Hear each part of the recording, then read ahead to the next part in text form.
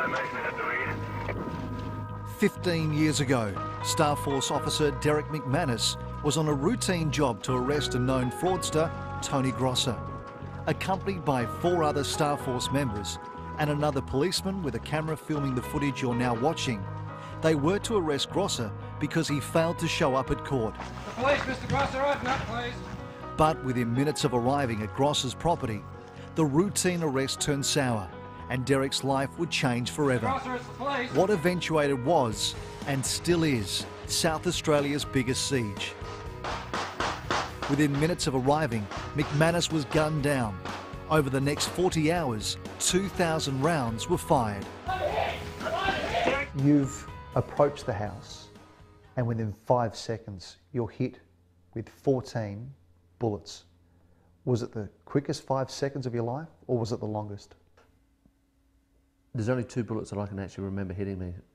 As I walked up to that sliding door, all I knew was I was falling to the ground.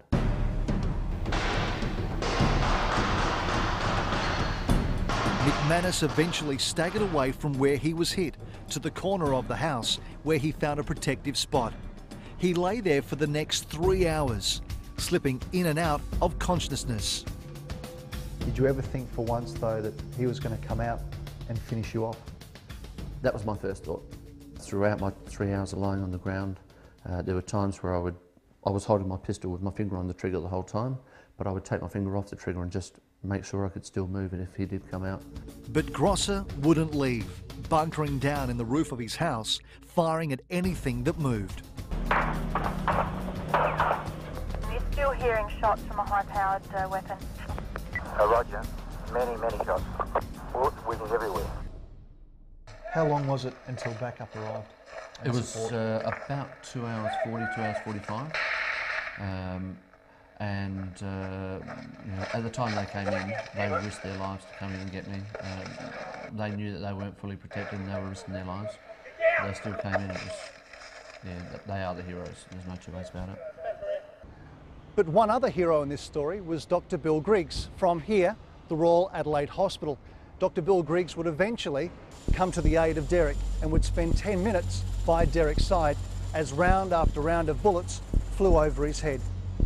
So Bill, talk us through that 10 minutes that you spent next to Derrick, lying on the ground. How harrowing was that 10 minutes? It was a pretty nerve-wracking time. In retrospect, we probably shouldn't have been in there. We probably wouldn't go in there these days. But we ended up in a little bit closer to the house where the gunman was than we really wanted to be, and we had police officers around us providing covering fire. Is it still today one of the worst medical scenes that you've ever had to work in? I think Derrick was one of the sickest patients I've ever had to look after who's actually survived. I've seen a number of other people whose heart have stopped. Derrick came very close to that, and I think if it actually stopped, we would have struggled to get it going again.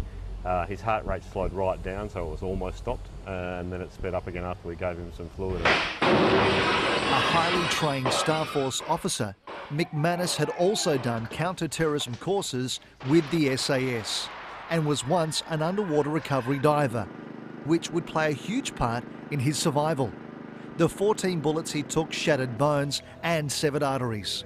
While fading in and out, he was still able to monitor his own blood flow. I knew at one stage it was probably just going to brain, lungs, heart, kidneys. And when my vision closed down and I saw this pristine white, it was an absolutely pristine white, at that time I started thinking, is this it? He'd almost lost all his blood. I still actually don't know how he survived. He's an incredible human being. He really had no recordable blood pressure. I couldn't feel a pulse anywhere. When I initially saw him, he was white as a sheet and I really thought he was dead. It was only when he took a sort of last gasping breath that I thought he's right on the edge. He hasn't quite gone yet, and maybe we can do something. But there was one thought that would continually go through Derrick's head while on the ground and here at the hospital. Probably the most dominant thought in my mind at the time I was lying on the ground is my family. I thought about my kids. First of all, I'd like to say you're my hero and you're an inspiration. Thank you very much. And now McManus is sharing his unbelievable story with young and old alike. from boardrooms to seminars to school halls, demonstrating that anyone can defy the odds. Nothing is impossible when we are well prepared and to believe in ourselves. The program I run for the kids is called Inside Your Head, and it all happens inside your head. That's where it's got to start. Some kids, especially from where we came from, they need to see that there are possibilities, there are things that they can grow to, things that they can change for themselves, and to see that it has worked for some people, it just gives them some light at the end of the tunnel. He's an amazing guy. He's got on with his life. He went back to being a Star Group officer.